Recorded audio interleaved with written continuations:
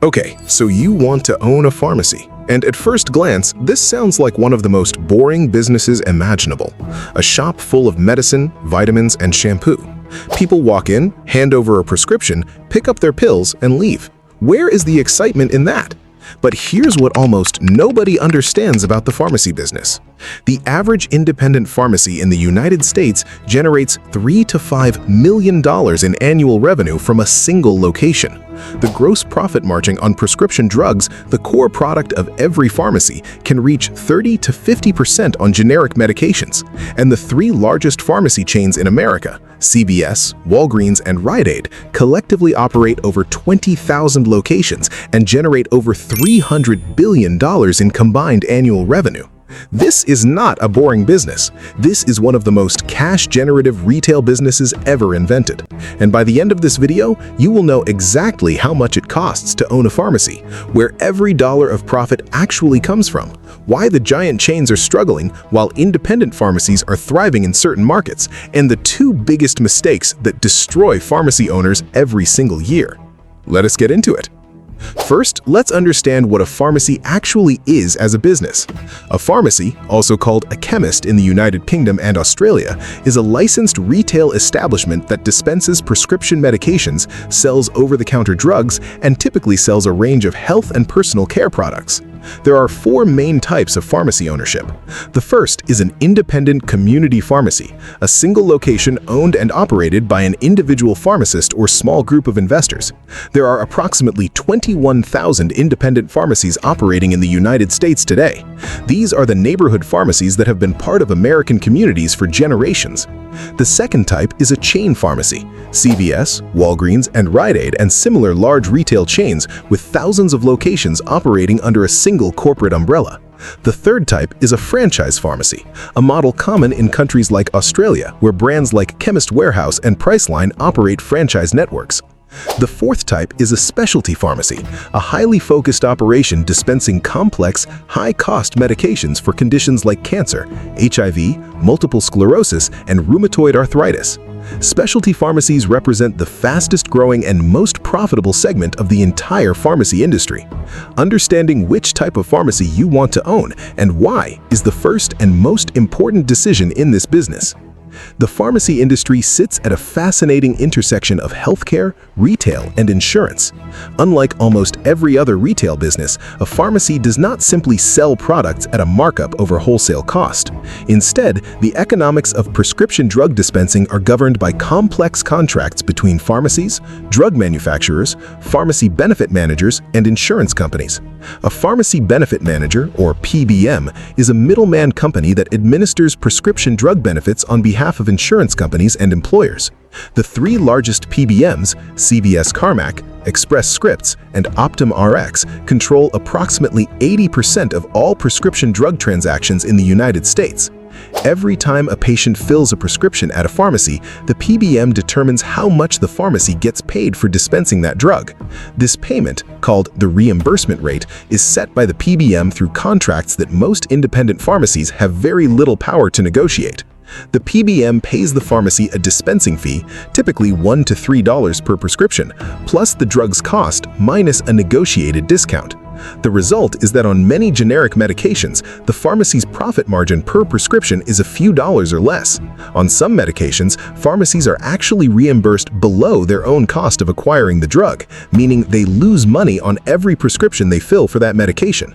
This dynamic, where the intermediaries between drug manufacturers and patients capture the majority of the value, is the central economic challenge of the pharmacy business, and understanding it is essential before investing a single dollar. So how much does it cost to own a pharmacy? If you are buying an existing independent pharmacy, here is what you are looking at. A small independent pharmacy doing $1 to $2 million in annual revenue can be purchased for $150,000 to $400,000. A mid-sized independent pharmacy doing $3 to $5 million in annual revenue typically sells for $400,000 to $1 million. A larger independent pharmacy doing $6 to $10 million in annual revenue, one with an established patient base, good location, and strong prescription volume, can sell for $1 to $2.5 million. The valuation of a pharmacy is typically calculated as a multiple of its annual gross profit or a multiple of its prescription count. A pharmacy dispensing 50,000 prescriptions per year at an average profit of $10 per prescription is generating $500,000 in prescription gross profit annually. At a 2 to 3 times gross profit multiple, that pharmacy is worth approximately $1 to $1.5 million. If you want to open a brand new pharmacy from scratch rather than buying an existing one, the startup costs are significant.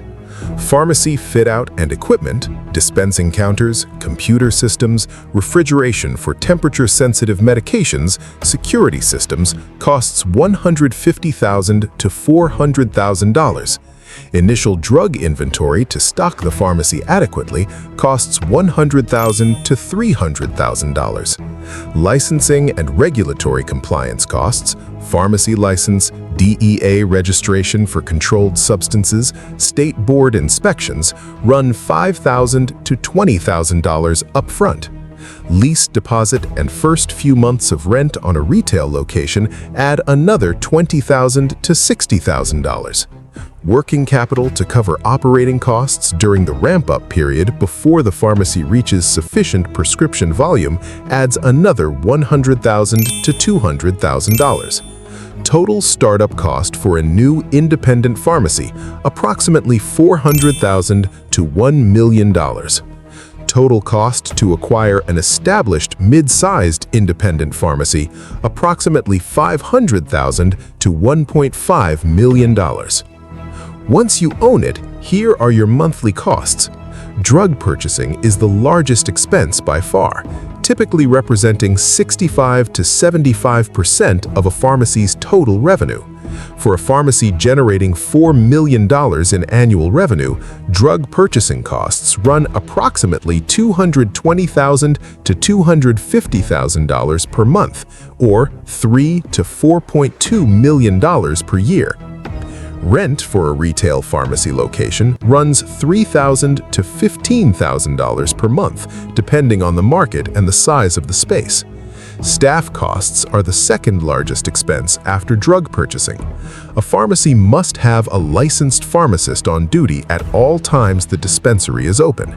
A staff pharmacist earns $120,000 to $160,000 per year in the United States. Pharmacy technicians earn $35,000 to $55,000 per year.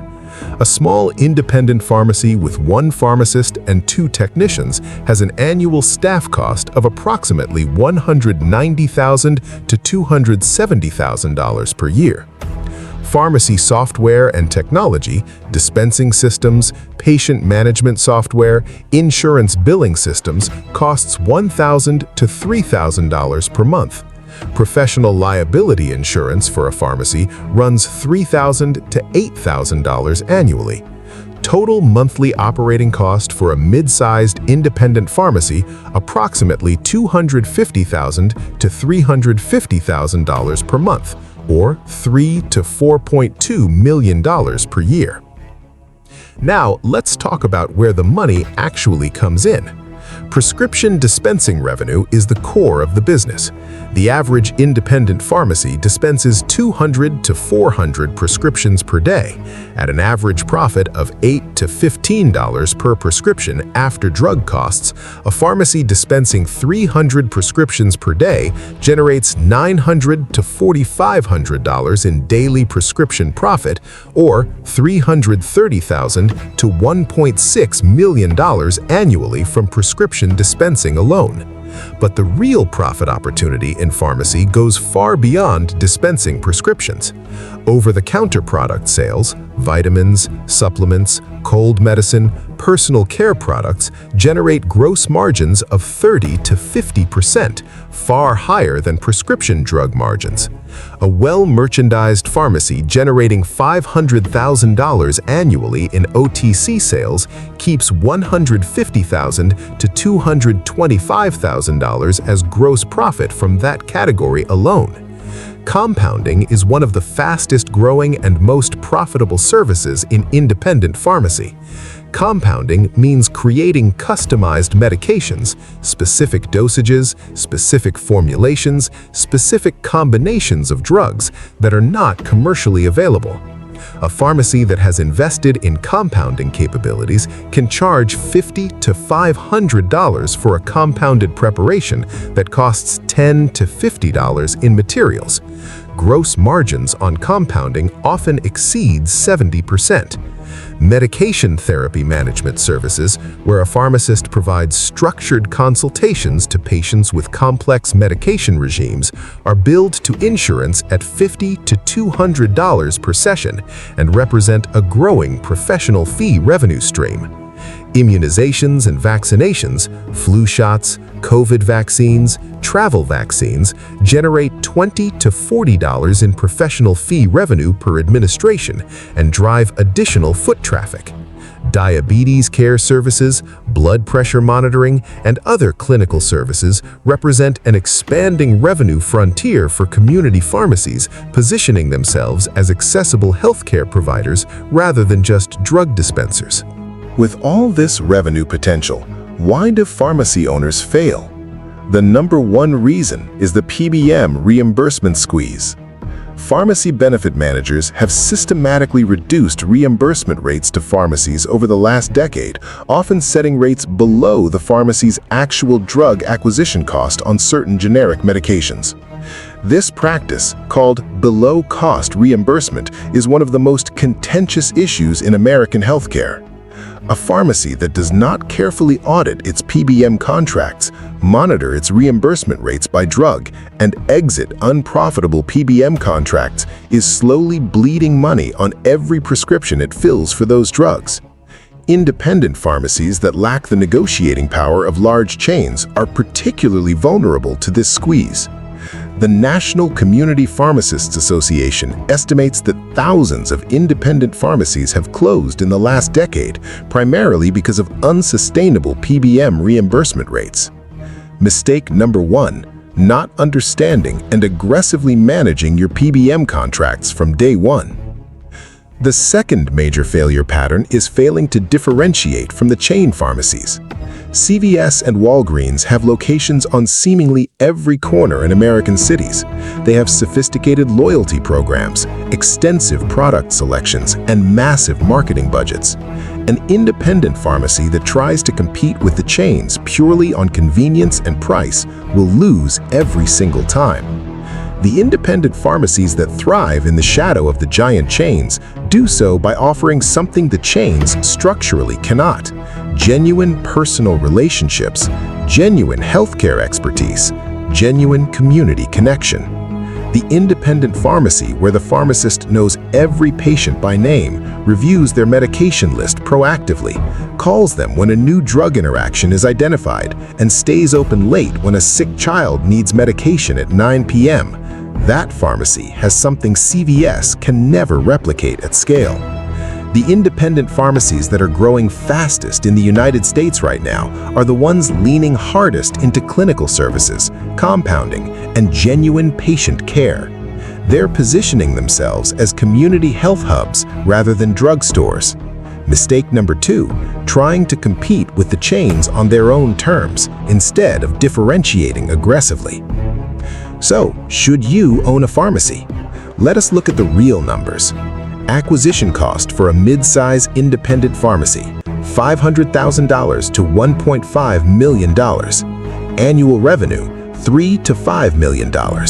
Annual drug purchasing costs: $2.2 to $3.5 million. Annual gross profit: $500,000 to $1.5 million.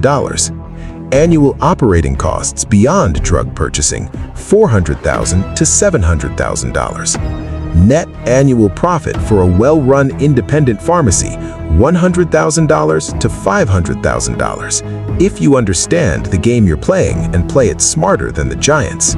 Subscribe. Next week, we're breaking down the economics of owning a private jet charter company. The numbers on that one are going to genuinely surprise you.